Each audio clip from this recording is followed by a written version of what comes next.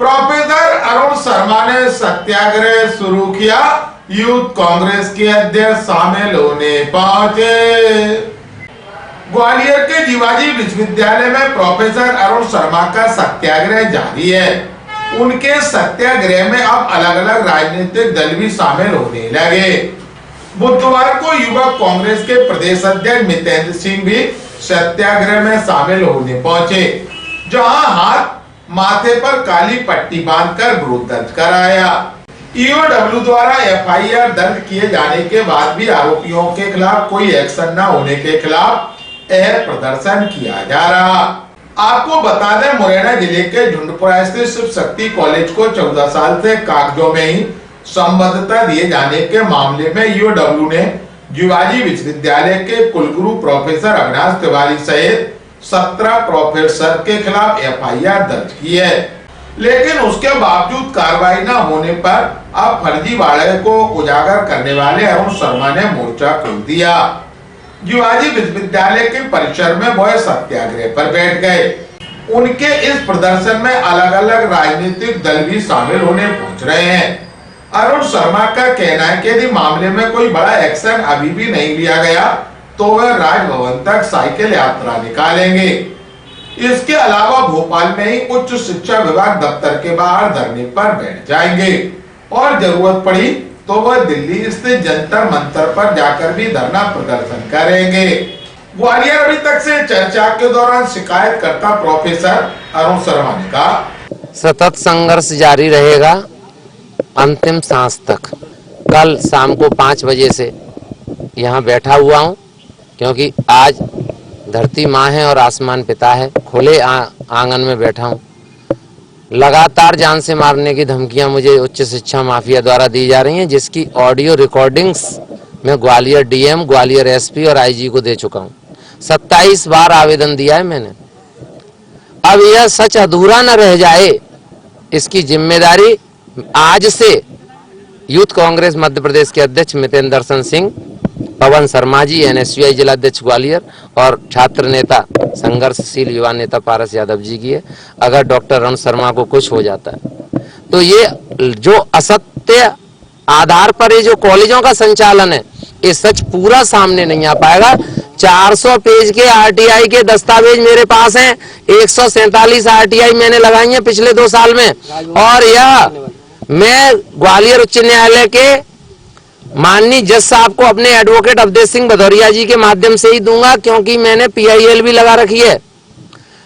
राजभवन भी धरना दूंगा, जंतर मंतर पर भी दूंगा, राष्ट्रपति द्रौपदी मुर्मू जी से इच्छा मृत्यु की भी मांग करूंगा। ग्वालियर जीवाजी यूनिवर्सिटी से लेकर भोपाल उच्च शिक्षा मंत्रालय तक साइकिल यात्रा भी निकालूंगा, डम डम डीगा डीगा मौसम भीगा भीगा करते हुए। इन भ्रष्टों को मैं एक पल भी इस विश्वविद्यालय में अब बर्दाश्त करने की स्थिति में नहीं हूं, क्योंकि इन्होंने मुझको प्रताड़ित किया, अपमानित किया, शोषित किया। लेकिन मैं आपसे कहना चाहता हूं, सत्य उत्पीड़ित, शोषित और पीड़ित हो सकता है, पराजित नहीं हो सकता है, क्योंकि अंत तो गत्वा जीत सत्य की ही होगी, सत्यमेव जयते। सत्याग्रह में शामिल होने पहुंचे युवक कांग्रेस के प्रदेश अध्यक्ष मितेंद्र सिंह का कहना है कि प्रदेश में अब अलग अलग तरह के माफिया सक्रिय हो गए, लेकिन सबसे ज्यादा हावी शिक्षा माफिया हैं, जो प्रदेश के युवाओं की शिक्षा के साथ खिलवाड़ कर उनके भविष्य को बर्बाद कर रहे।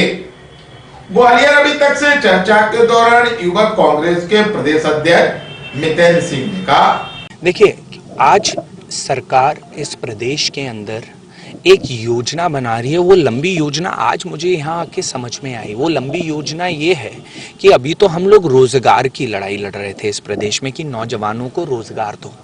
आज महसूस हुआ ये तो अशिक्षित विद्यार्थियों को पैदा करने में लगी है कि वो लड़ाई परमानेंट ही खत्म हो जाए, कि हम रोजगार मांगने की बात ना करें। और मैं ये बात किस संदर्भ में कह रहा हूं कि झुंडपुरा गांव में शिव शक्ति कॉलेज खोला गया और वो कॉलेज 15 साल से सिर्फ पेपरों पर ही है, और आज वो 15 साल से उसकी एक ईंट नहीं रखी गई है। और इसके खिलाफ जब ईओडब्ल्यू ने एफआईआर कर दिया तो इसका मतलब उच्च शिक्षा विभाग से एनओसी 15 साल से मिली हुई है, और मतलब भोपाल से ही जब एनओसी मिली है तो कॉलेजेस भी एफिलेट रिलेटेड हैं उससे। तो आप ये समझिए कि ये धांधली वहां से लेके नीचे तक चल रही है, और अगर अभी तक कोई कार्रवाई नहीं हुई है तो इसका मतलब साफ है कि कहीं ना कहीं इन लोगों ने मिली भगत करके चूरा बांट रखा है। आने वाले समय में आज ये मुद्दा मेरे संज्ञान में आया है, और भी यूनिवर्सिटी और भी जिलों में मैं अपनी टीम से कह के इस मुद्दे पे कार्रवाई कराऊंगा, और साथ में एनएसयूआई के अध्यक्ष और पारस लगातार इस लड़ाई को लड़ रहे हैं। तो मैं दोनों भाइयों को धन्यवाद कहता हूं, और अरुण शर्मा जी जो इस बात के लिए पिछले 2 साल से लगे, मुझे तो कल अवगत कराया।